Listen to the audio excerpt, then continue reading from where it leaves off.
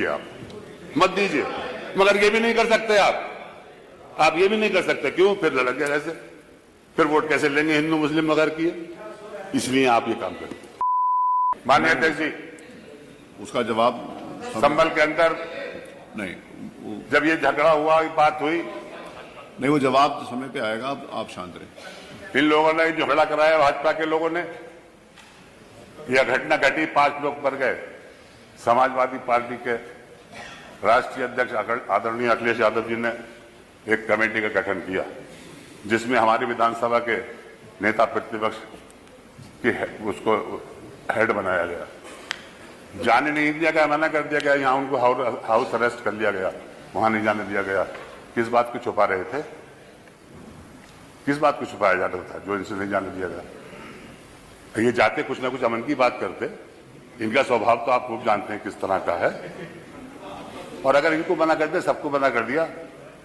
माननीय मुख्यमंत्री जी, आप तो खुद ही किसी अपने प्रतिनिधिमंडल को भेज देते, मालूम तो कर लेते वहां हुआ क्या है, किसने किया है, कैसे किया है, किसने गोली चलाई, क्यों मारे गए लोग। इस तरफ को न देखकर ये हुआ। मैं आज फिर आपसे ये कहता हूं, आज भी आप ऐलान करिए इस विधानसभा के अंदर, और यहाँ की कमेटी बनाइए विधानसभा के सदस्यों की, 10 कमेटी के बनाइए, 7 अपने तरफ के रखिए, 3 हमारे रखिए, दूध का दूध पानी का पानी हो जाएगा। अध्यक्ष जी, ये ज्यादती ना कराइए, बहुत ज्यादती हो रही है, और खासतौर से हम लोगों को निशाना बनाया जा रहा है। हर ऐसे ऐसे नारे लगाए जाते हैं जिससे हमें उत्तेजित करना मौका देते हैं, मगर हम उत्तेजित नहीं होंगे। हम इस देश के, इस प्रदेश के विकास के लिए काम करते रहेंगे। हमारा ये कर्तव्य रहा है इस देश के अंदर, कोई भी ऐसी गड़बड़ी हो तो हम आगे बढ़कर प्रस्ताव दें, और हमें शक की नजर से देखा जाता है। हमें शक की नजर से क्यों देखते हैं? आप राजनीति करिए तो ऐसी करिए कि विकास के कार्य कराइए हैं, प्रदेश को आगे बढ़ाने का काम करिए। हिंदू मुस्लिम करने से कोई वो नहीं है। आज भी आप सर्वे का संबल में कराएंगे, कोई भी हिंदू और मुसलमान ये नहीं कह सकता कि झगड़ा हिंदू मुसलमान का, ये कोई नहीं था। ये तो प्रशासन की वजह से हुआ। अगर प्रशासन को ये फीडबैक नहीं मिलता कि तुम उस पर गोली चला दो, तुम ऐसा कर दो, सर्वे कराओ, अगर ये तो हम उच्चतम न्यायालय का धन्यवाद देंगे जिन्होंने ये ऐसा आदेश कर दिया कि जिससे आपका भी कोई सर्वे नहीं होगा। मान्यवर, संबल की घटना बहुत गंभीर है, और इसको आप गुस्से में न लेकर समझदारी से काम लेकर करिए। ये प्रदेश आपका है, आपने ये कहा कि मेरे प्रदेश में आज तक दंगा नहीं हुआ, तो इसकी जांच तो कराइए, आपके इसके पीछे है कौन। आप डायरेक्ट अगर अपनी मालूमात के जरिए से जो आपको वहां के प्रशासन दे रहा है उसके आधार के ऊपर आप ये कह लें कि मुसलमानों ने किया है। उस मोहल्ले में, जिस मोहल्ले के अंदर हमारा सांसद रहता, पूरा का पूरा घेराव कर दिया, बिजलियां काट डाली, सब कुछ कर दिया। आप जवाब एक मिनट। माननीय अध्यक्ष जी, मैंने मना किया, नहीं बोले। जहां तक मंदिर की बात है, अगर मंदिर का कोई वहां के पुजारी ये कह दे कि ये मंदिर जो है इसके ऊपर किसी ने एक ईंट लगाई हो, कोई ईंट छुई तक हो, कंक्रीट छुई हुई हो, आज वो मंदिर उसी हालत में बना है जिस हालत में था वो। वहां के लोग जो उसको बनाने वाले हैं, उसकी चाबी जिनके पास है, वो चाबी आज उसी ताले की चाबी उनके पास है, उसी से खोला गया। जब मंदिर को खोला गया तो उसके अंदर जो मूर्तियां रखी थी उस एज इट इज वैसी रखी हुई है। एक भी कोई भी मूर्ति का खंडन नहीं हुआ, कहीं नहीं खंडित हुई। मान्यवर, वहां के लोगों ने ये कहा कि हमारी आबादी इस जगह कम थी, हम 20, 25, 30 घर हैं यहाँ पर, बाकी सब मुसलमानों के, हमें मुसलमानों ने परेशान नहीं किया, मगर हमारे दिल के अंदर डर था, इस वजह से हम यहाँ से चले गए। वो संभल से बाहर नहीं गए मान्यवर, वो संभल से बाहर नहीं गए, संभल के अंदर ही रहे वो। और मंदिर के अंदर जाकर के बाद में उन्होंने डीएम को भी यही स्टेटमेंट दिया और प्रेस को भी यही स्टेटमेंट दिया कि हमें किसी ने भगाया नहीं है, हमें किसी ने कहा, जिस हालत में मंदिर आज था उसी हालत में आज खड़ा है। मान्यवर, उसके अंदर चढ़ावा आया, सिक्के मिले उसके अंदर, उतने पुराने सिक्के भी मिले, और उसको ये बताया जा रहा है किस तरह से आपको भ्रमित किए जा रहे हैं। मान्यवर मुख्यमंत्री जी, आप भ्रमित ना हो, वास्तविकता देखिए, मंदिर आज भी उसी हालत में है जिस हालत में वो था। 2006 तक उसके अंदर पूजा हुई है। वहां के लोग खुद कहते हैं, जो पूजा करने वाले हैं वो कह रहे 2006 तक हमने पूजा की है उसमें। यहाँ किसी ने हमें भगाया नहीं है, किसी ने कुछ नहीं कहा, अपनी मर्जी से गए। हमने अपने मकान बेच दिए यहाँ के, घबराहट रहती थी दिल के अंदर, इस वजह से भेज दिए। कोई किसी ने हमें सताया नहीं। और इसको पूरा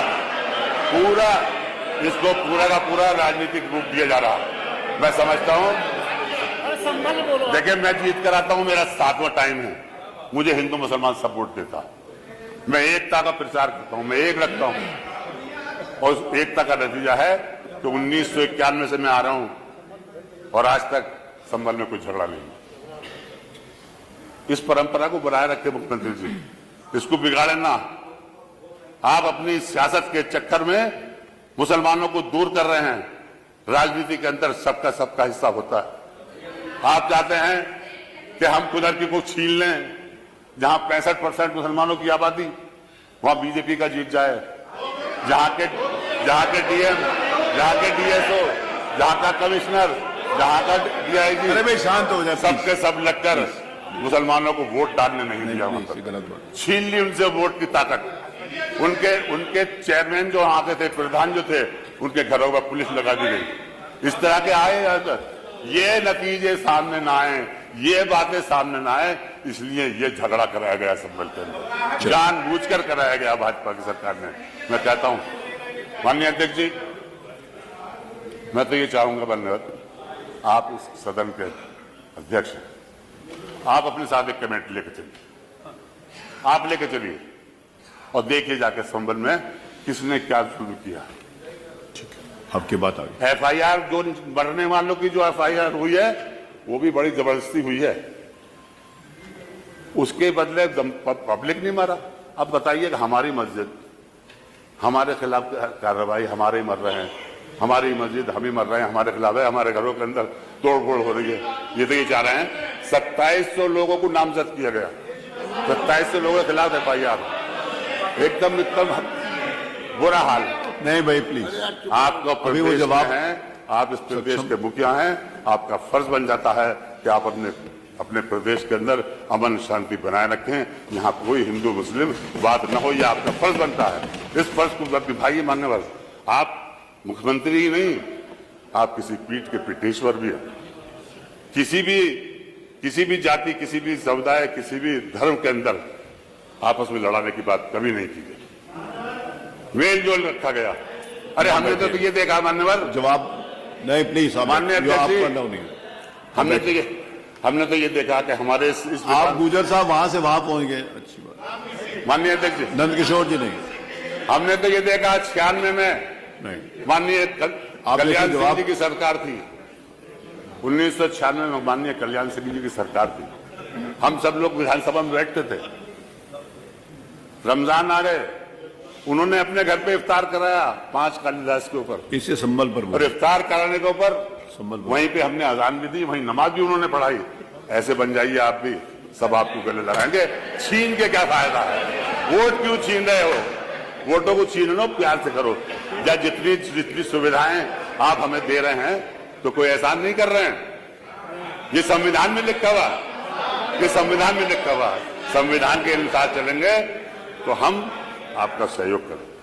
मगर आप संविधान को भूल रहे हैं, इस द्वेष की नहीं, आप नहीं अलाउड कि आपको अच्छी बात नहीं है, प्लीज बैठिए प्लीज। आप जो हैं नहीं, मंत्री नहीं, आप किसी पीठ के पीठेश्वर हैं। उस फर्ज को भी अंजाम दीजिए। हिंदू मुसलमानों को लड़ाओ, हम हैं। अगर हमसे इतने अगर वो है, हमसे अगर इतनी परेशानी है, तो मुसलमानों को वोट का हक छीन लीजिए, आप मत दीजिए।